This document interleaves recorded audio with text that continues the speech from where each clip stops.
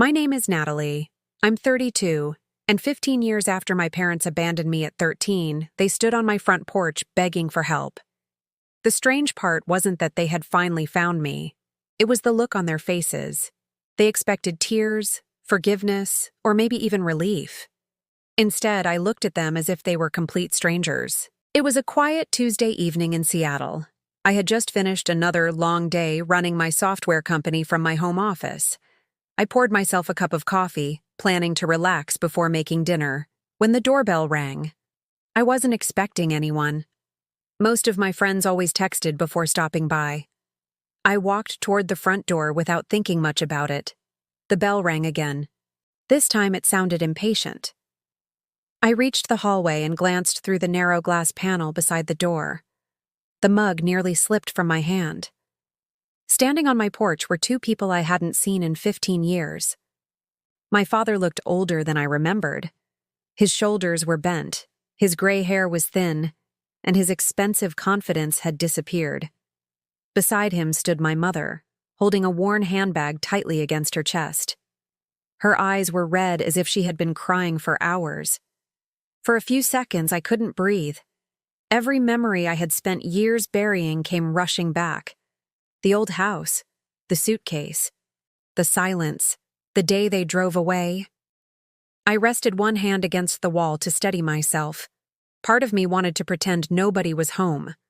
Another part wanted to open the door and demand answers I had waited half my life to hear.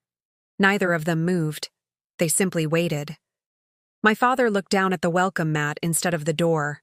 My mother wiped tears from her face before taking a slow breath. Finally, I unlocked the door, but left the security chain in place. The door opened only a few inches. Nobody spoke. The silence felt heavier than any argument. Then my mother whispered my name. Natalie. Hearing her voice after 15 years felt unreal. She smiled weakly, but it disappeared almost immediately. You look happy. I didn't answer. My father cleared his throat. You've done well. His eyes wandered past me into the house. He noticed the hardwood floors, the framed family photos with Aunt Marlene, the neatly organized living room, the bookshelf filled with business awards. Everything they were seeing had been built without them. I folded my arms across my chest. What do you want? Neither answered immediately. They looked at each other first. That tiny hesitation told me this visit had been planned. They had rehearsed what they wanted to say. My mother finally spoke. We've been trying to find you. I couldn't stop myself from laughing quietly. It only took 15 years. She lowered her eyes. We know. My father stepped forward slightly. Natalie, please. No. He blinked. No? You don't get to start with please. You start with why. His face tightened. For a moment, I thought he might turn around and leave. Instead, he took a deep breath. We've made terrible mistakes. You abandoned a 13-year-old child. He closed his eyes. I know. The words sounded empty, not because he didn't mean them, because they came far too late. I studied both of them carefully. Their clothes were clean but old. My father's shoes were badly worn. My mother's wedding ring was gone. They looked exhausted, not guilty, desperate. That difference mattered. I looked from one face to the other. Neither of them had come to ask how I was. Neither had asked whether I was healthy or happy. Neither had apologized for missing 15 birthdays.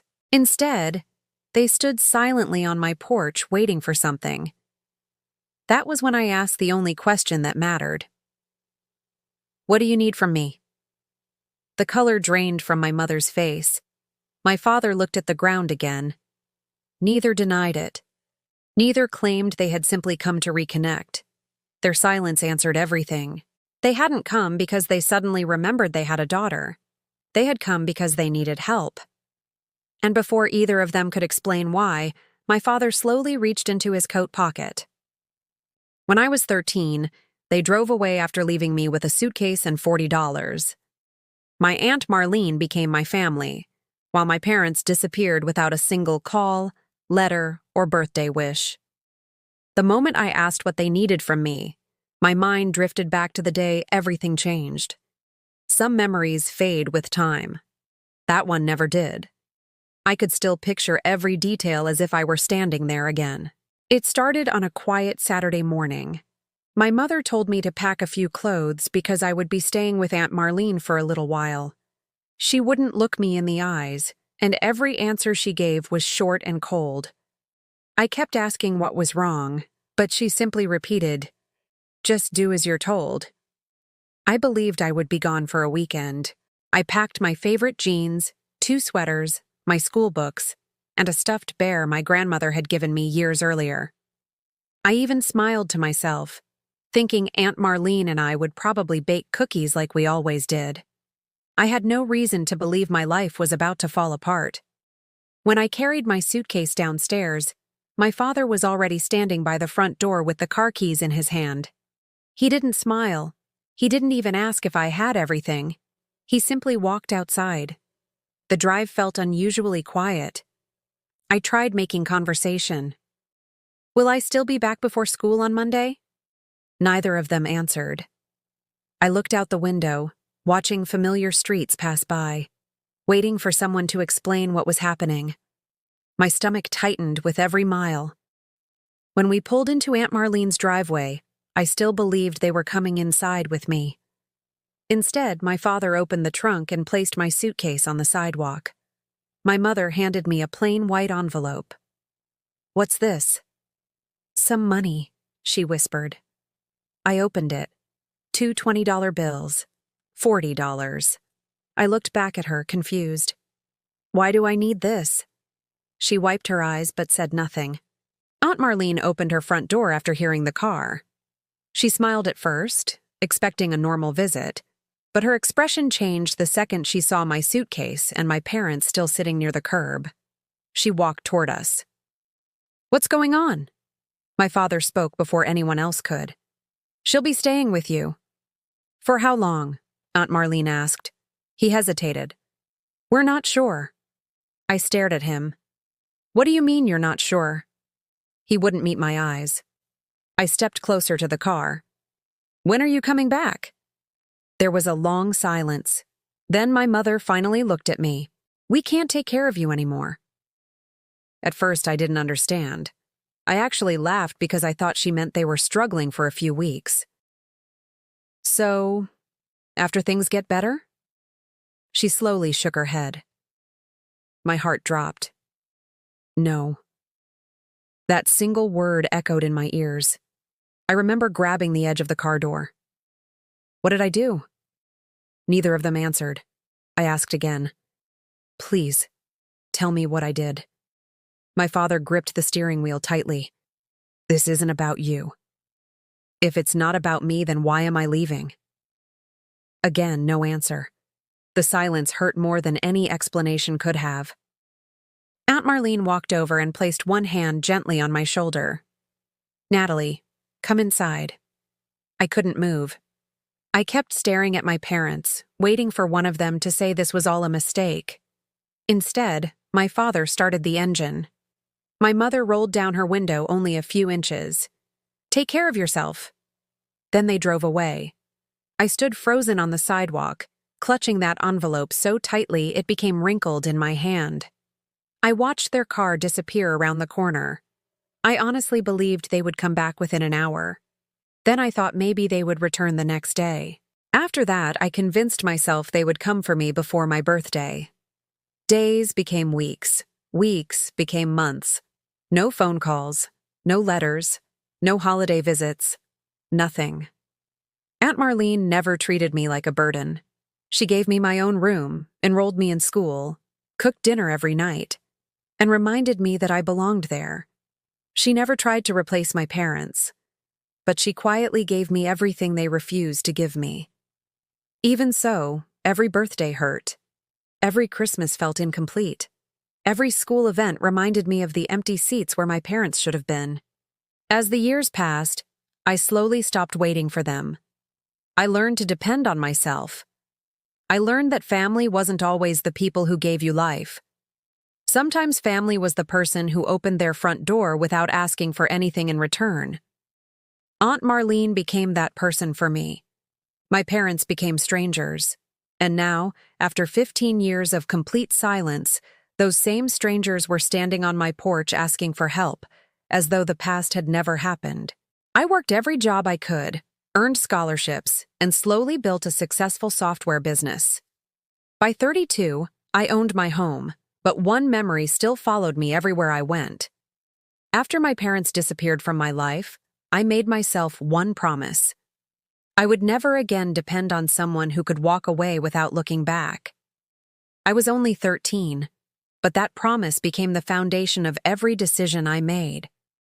High school wasn't easy. While many of my classmates spent weekends at football games or hanging out with friends, I worked.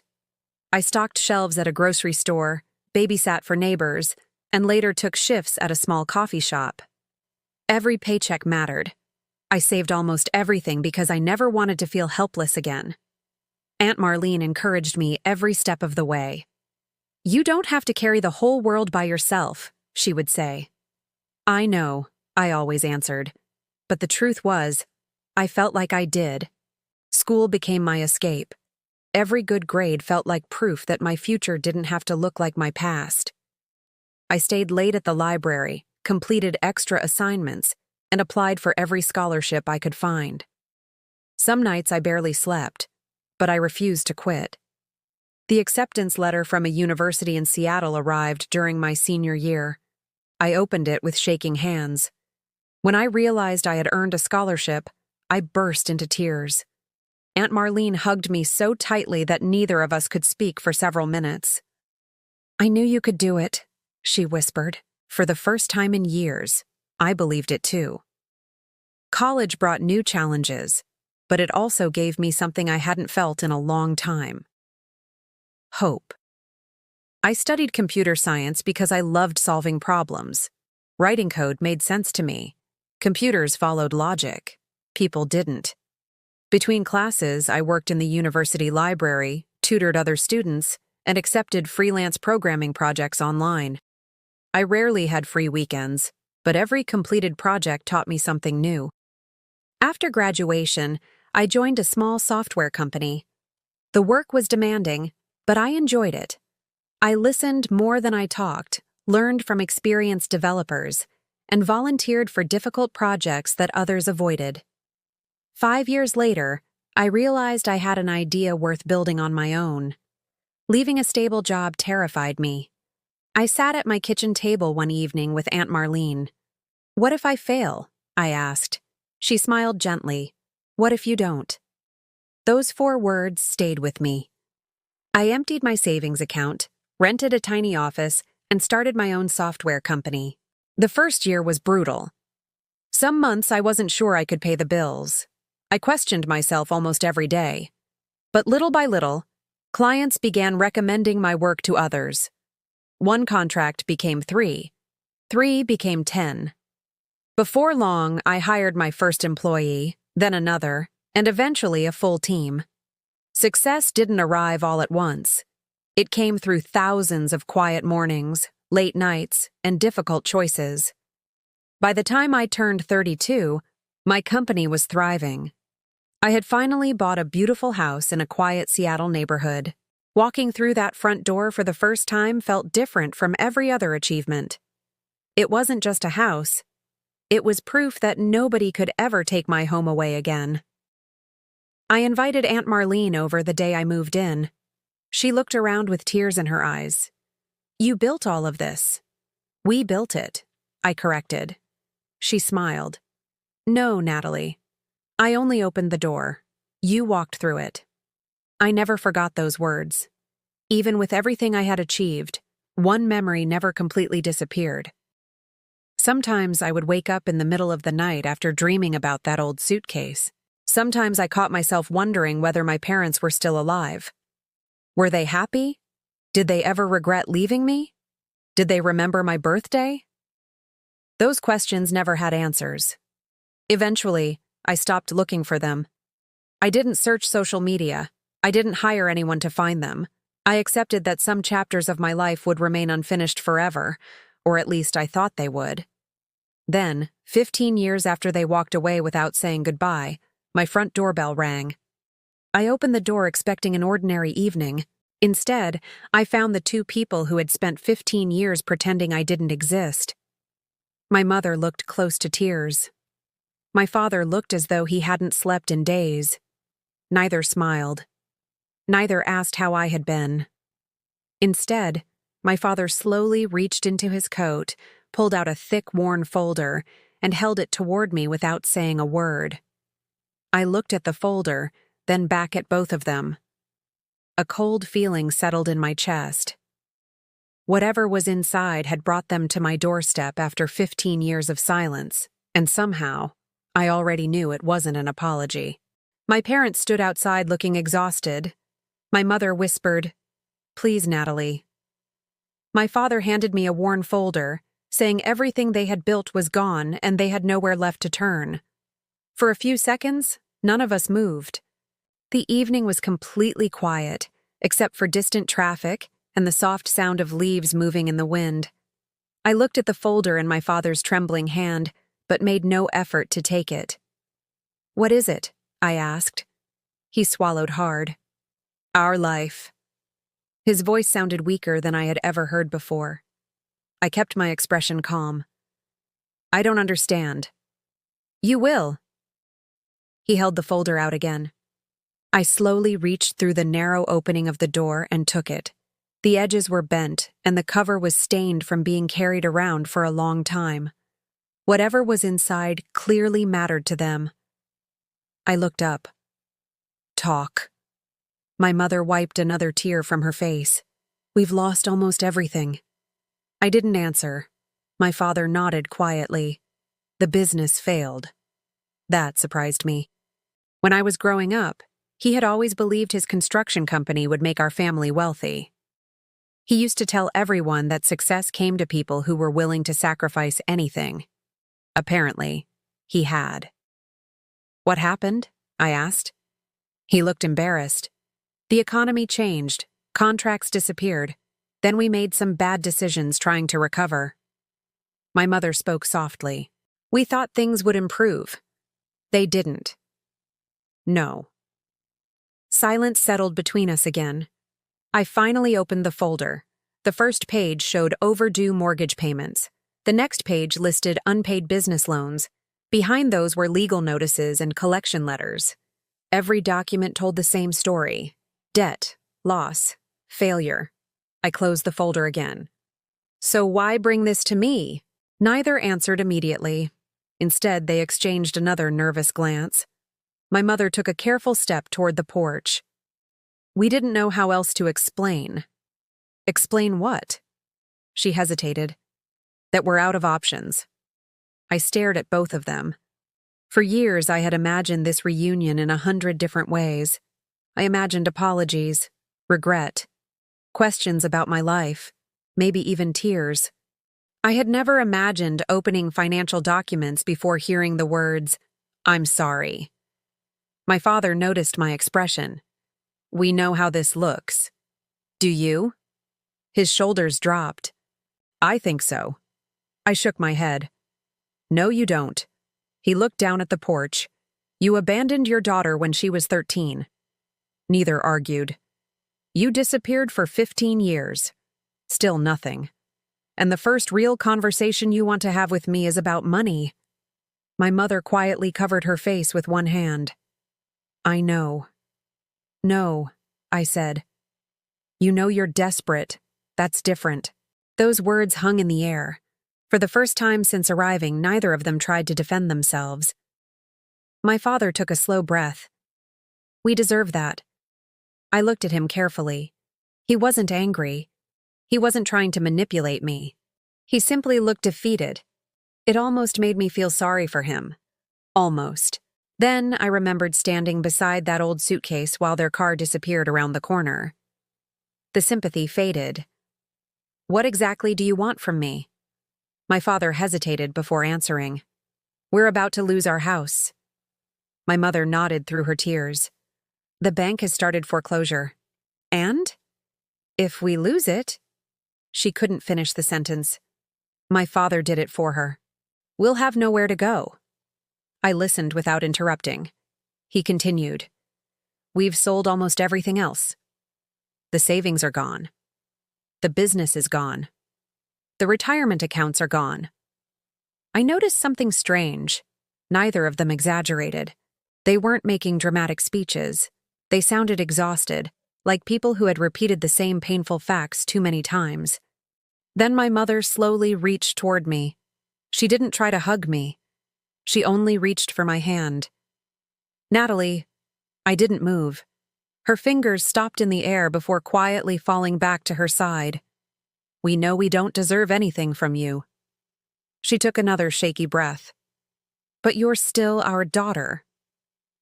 Those words landed harder than I expected, not because they comforted me, because they came 15 years too late. I looked at the woman who had once driven away while I stood crying on a sidewalk. I looked at the man who never came back. Then I looked down at the folder resting in my hands. Something still didn't make sense. Financial problems alone couldn't explain why they had searched for me after all these years. There had to be another reason, another piece of the story they still weren't telling me. I closed the folder and looked directly at my father. If you expect me to help you, I said quietly, you start by telling me the truth. He closed his eyes for a long moment. When he opened them again, they were filled with shame. There is something we've never told you. I knew then that the real reason for their visit had nothing to do with the papers inside that folder. It was the secret they had been hiding for 15 years. When I opened the worn folder my father had handed me, my hands trembled more from old memories than from fear. The papers inside were neatly arranged, but every page told the same painful story. There were foreclosure notices stamped in red ink, letters from banks demanding immediate payment, overdue tax documents, and court notices warning about lawsuits. I slowly turned each page, realizing the life they had once chosen over me had completely fallen apart. Their expensive house was gone. Their savings were gone. Even the business my father had proudly bragged about years ago had collapsed under debt. It looked like they had exhausted every option before standing on my front porch. For several seconds, nobody spoke. The silence inside my living room felt heavy enough to stop time. I looked up from the documents and saw my father staring at the floor, unable to meet my eyes. His shoulders were slumped, and he looked far older than I remembered. My mother stood beside him, twisting her wedding ring nervously as tears gathered in her eyes. I searched their faces for the people who had left a 13-year-old girl with nothing but a suitcase and $40. I wanted to feel something, anger, satisfaction, even pity, but all I felt was exhaustion. My mother took one hesitant step toward me. Her voice was barely louder than a whisper. Natalie, please. Before I could react, she reached for my hand. For a brief second, I froze. The warmth of her fingers should have felt familiar, but instead, it felt like a stranger trying to claim a place in my life that had been empty for 15 years. I instinctively looked down at her hand resting against mine. Countless birthdays, school graduations, sleepless nights, and personal victories had passed without her being there. Now, after all those years, she wanted to hold my hand as though nothing had happened. Her eyes filled with tears. You're still our daughter, she said softly. The words echoed through the room. You're still our daughter. 15 years earlier, those words could have meant everything to me. At 13, I would have believed them without hesitation. I would have run into her arms and begged her not to leave. But standing there at 32, after building my entire life without them, the sentence felt painfully empty. I slowly looked into her eyes, searching for the love I had spent years wishing existed. Instead, I saw fear. Fear of losing everything. Fear of having nowhere left to go. Fear of hearing the answer she already expected. I gently pulled my hand back, not with anger, but with quiet certainty. The silence between us became even heavier. Those 4 words, "You're still our daughter," had arrived 15 years too late. And before I could decide what to do next, one question rose inside me that I could no longer keep buried. It was the question that had followed me since the day they drove away, and now I was finally ready to ask it. I gently pulled my hand away before my mother could hold on any longer. She looked down at her empty hand, and the disappointment on her face was impossible to miss. My father remained silent beside her, his eyes fixed on the hardwood floor as if avoiding my gaze would somehow make this conversation easier. The room felt painfully quiet, and I realized I couldn't let another second pass without asking the question that had followed me since I was 13. I took a slow breath. "Why?" I asked. Neither of them answered. I looked from my mother to my father. "Why did you abandon me?" The word sounded calmer than I expected, but inside I was shaking. For 15 years, I had imagined this moment hundreds of different ways. I had imagined yelling, crying, demanding explanations. Instead, I simply waited. My mother closed her eyes. My father rubbed his forehead before finally looking at me. They exchanged a long, guilty glance without saying a word. It was the same silent conversation people have when neither one wants to be the first to tell the truth. "Please," I said quietly, "don't lie to me now."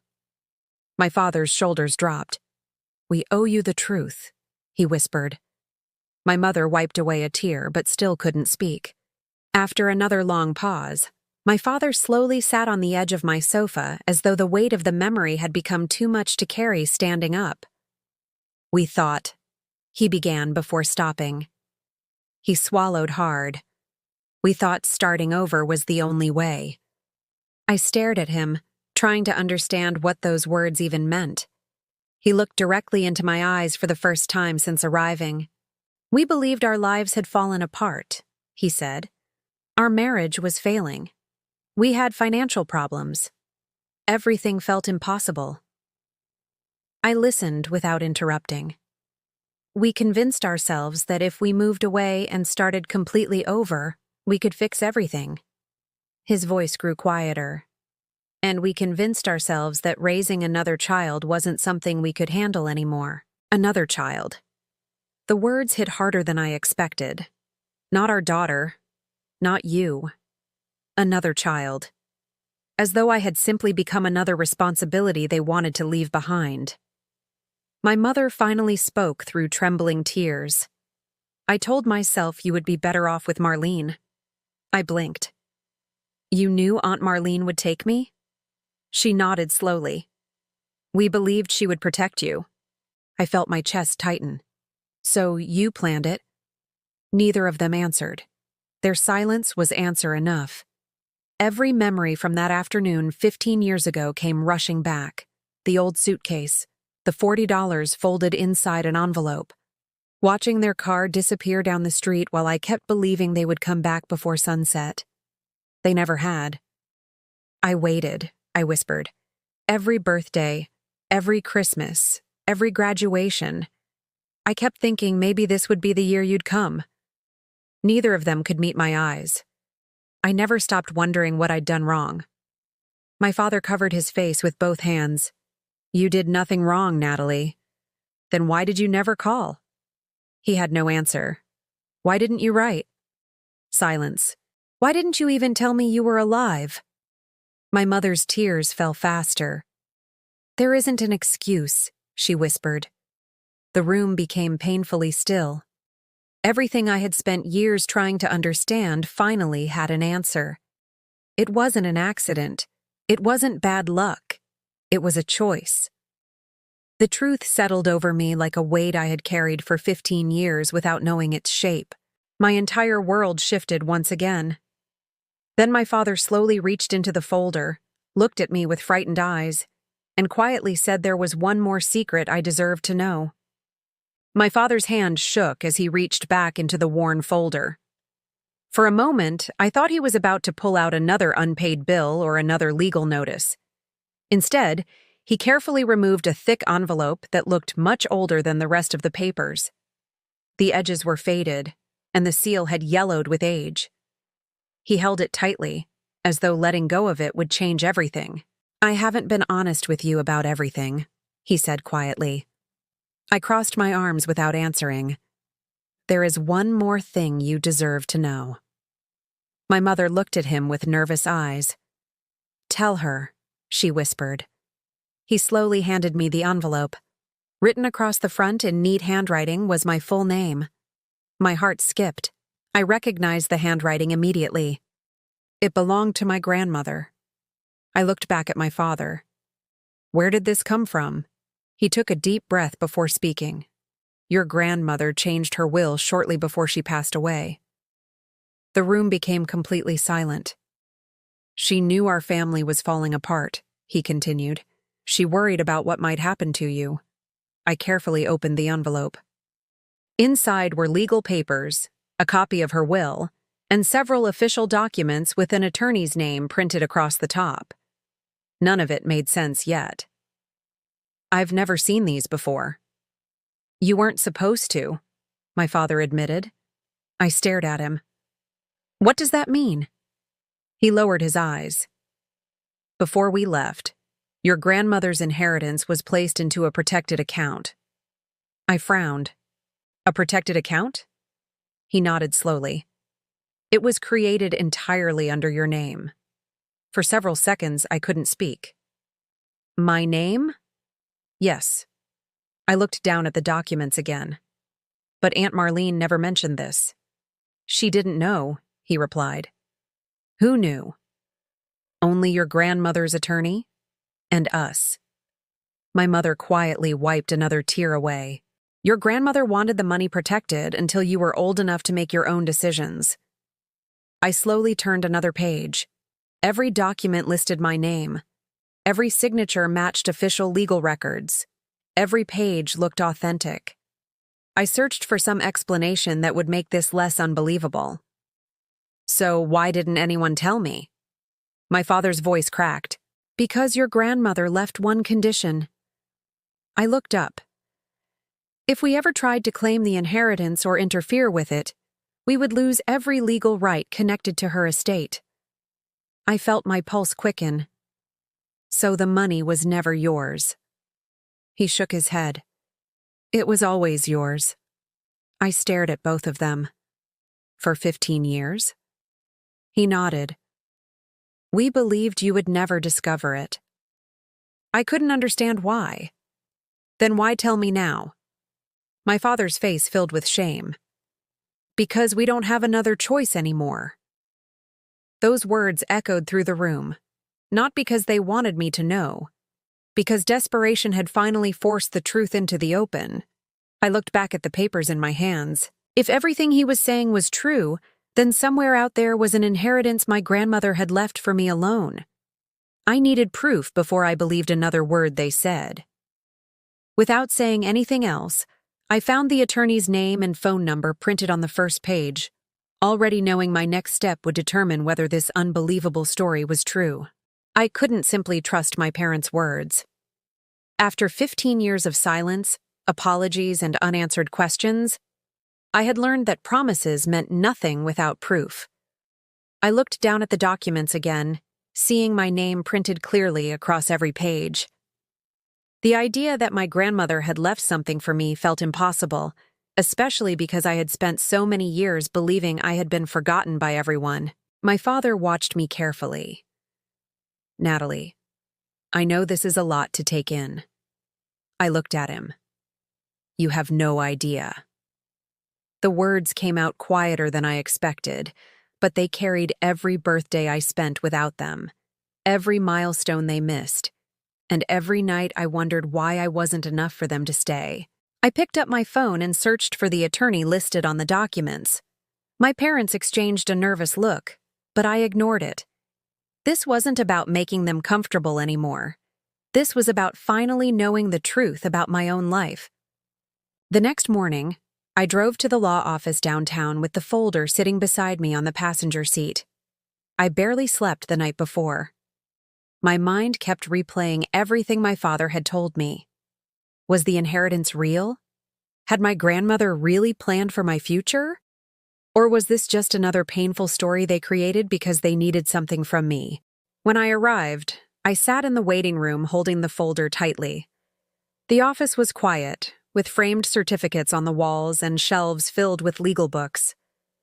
A few minutes later, an older man walked out of his office and called my name. Natalie? I stood up slowly. Yes. He smiled gently. I'm Daniel Whitmore. I was your grandmother's attorney. My heart started beating faster. He recognized me immediately. You've grown up exactly how she hoped you would. I froze. You knew about me? He nodded. Your grandmother spoke about you often. Those words hurt in a strange way. Someone had remembered me. Someone had cared.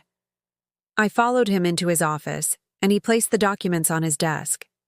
After carefully reviewing everything, he looked at me with a serious expression. Your grandmother established this account 15 years ago. The inheritance was legally protected under your name alone. I held my breath. So it's real? He nodded. Every dollar belongs to you. No one else has access to it. I felt a strange mix of emotions: relief, shock, anger, confusion. All those years, I had struggled to build a life from nothing, believing I had no one and nothing waiting for me. But my grandmother had left me something, not just money, a reminder that someone had believed in me. I looked at the papers again. My parents said they knew about this. The attorney's expression changed slightly. They did. Then why didn't they tell me? He paused before answering. Because your grandmother specifically instructed that the inheritance should never be used to benefit anyone who abandoned their responsibility toward you. The room went silent. For the first time, I understood the truth. My parents hadn't returned because they finally found their daughter. They had returned because they discovered exactly what they had left behind. I thanked Daniel and walked out of the office with the documents in my hand. But before I could decide what to do next, one thought kept repeating in my mind. My parents weren't standing at my door because they missed me. They were standing there because they needed me. When I left Daniel Whitmore's office, I didn't immediately drive away. I sat in my car with both hands resting on the steering wheel, staring through the windshield, but barely seeing the street in front of me. The folder containing my grandmother's documents sat on the passenger seat, and for the first time in my life, I felt like I was holding a piece of my own history that had been hidden from me. For 15 years, I had carried the same painful question inside my heart. Why did they leave me? Why was I so easy to walk away from? Why didn't they call even once? I had spent years creating explanations for their absence because the truth was too painful to accept. When I was 13, I convinced myself that maybe they were struggling. Maybe they would come back when things got better. Maybe one day I would hear their car pull into the driveway and see them standing there, apologizing for everything. But that day never came. Instead, I grew up without them. I learned how to take care of myself. I learned how to hide my sadness behind a smile. I learned how to celebrate achievements without looking around for the two people who should have been there first. And now, 15 years later, I finally had an answer. They didn't forget about me. They chose to leave. That realization hurt in a completely different way. I looked down at the folder again and touched my grandmother's handwriting on the documents. The thought of her protecting my future brought tears to my eyes. She had seen something in me when I was just a scared 13-year-old girl standing at the edge of losing everything. She had believed I would survive. She had believed I would become someone. And she was right. I wiped my eyes and finally started the car. When I arrived home, my parents were still sitting in my living room. They stood up immediately when they saw the folder in my hands. Their entire focus changed the moment they noticed it. My mother took a small step forward. Natalie, did you speak with the attorney? I closed the door behind me and placed my keys on the table. Yes. My father looked nervous. And what did he say? I studied their faces carefully, the same faces I had remembered for years, the same faces I had missed. But now I was seeing them differently. "It's real," I said. For a second, their expressions changed. My mother released a breath of relief. My father lowered his shoulders like a heavy weight had been lifted from him, and that reaction told me everything. They weren't relieved because they had finally found their daughter. They were relieved because they had found an answer to their problems. My mother quickly tried to hide it. "We knew your grandmother wanted to make sure you were protected." I looked at her. "Did you?" She stopped. "Did you know this whole time?" Neither of them answered immediately. That silence hurt more than any excuse could have. My father finally spoke. "We knew about the account." I felt my stomach tighten. "You knew?" He looked down. "We didn't know how much it had grown over the years." There it was, the truth. Even now, their first concern was the money, not me, not the years they missed, not the pain they caused. The money. I took a slow breath. "So when you came here, you weren't looking for your daughter." My mother looked hurt. "That's not fair, Natalie." I shook my head. "No? Then tell me why you waited 15 years. The room went silent. I continued. "Why didn't you come when I was 13 and scared? Why didn't you come when I graduated? Why didn't you come when I built my first company? Why now?" My father opened his mouth, but no words came out, because there was no answer that could fix 15 years of absence. My mother reached toward me. "We made mistakes." I stepped back. Mistakes are forgetting someone's birthday. Mistakes are missing a phone call. Leaving your child behind isn't a mistake. It's a choice. Her eyes filled with tears. But for the first time, I didn't feel responsible for comforting her. I had spent years carrying the pain of their decision. I had spent years wondering if I was the reason they left. Now, I finally understood. I wasn't the problem. They were. I looked at the two people standing in front of me and realized something painful but freeing. The parents I had been waiting for never came back. The people standing in my home were strangers who shared my past. And when I looked at their frightened faces, I finally understood the reason they had returned after 15 years. They hadn't spent 15 years searching for their daughter. They had spent one desperate week searching for the only person who could rescue them. I stood there in my living room, looking at the two people who had once been my entire world. For years, I had imagined what I would say if my parents ever came back. I thought I would cry, ask why they left, and finally feel complete after hearing their apology. But now that they were standing in front of me, I realized something important. Their return didn't erase the past. It didn't give me back the birthdays they missed, the nights I cried myself to sleep, or the years I spent wondering why I wasn't enough for them to stay. My father looked at me with tired eyes. "Natalie, we know we hurt you." I stayed quiet. "We can't change what happened," he continued, "but maybe we can fix things now." I looked at the folder sitting on the table, the inheritance. The money they had come searching for, the one thing they believed could solve their problems. "I need you to understand something," I said calmly. They both looked at me. "This money has nothing to do with what happened between us." My mother immediately shook her head. "No, Natalie, we didn't come only for that." But even she didn't sound certain. I took a deep breath. "I spent 15 years learning how to live without you. I built a life without your help. I became someone without you cheering for me." My voice trembled slightly, but I didn't look away. "You weren't there when I needed parents. You don't get to appear now and expect me to become the person who saves you." My father looked down. The room became silent. I knew refusing them wouldn't magically heal everything. It wouldn't erase the hurt. It wouldn't suddenly make me feel like the daughter I had always wanted to be. But it was the first time I was choosing myself. "I won't give you the inheritance," I said. My mother's face fell. "Natalie, I'm not saying this because I hate you, I continued. I'm saying it because this is the first thing in my life that belongs completely to me. They both stayed quiet. For a moment, I felt the old guilt trying to return.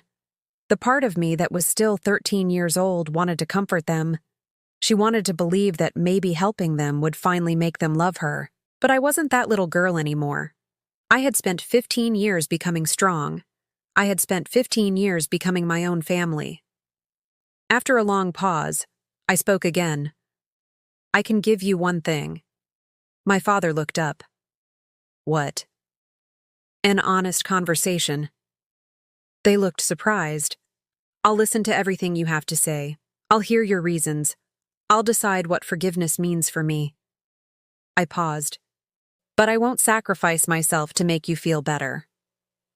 For the first time, neither of them argued.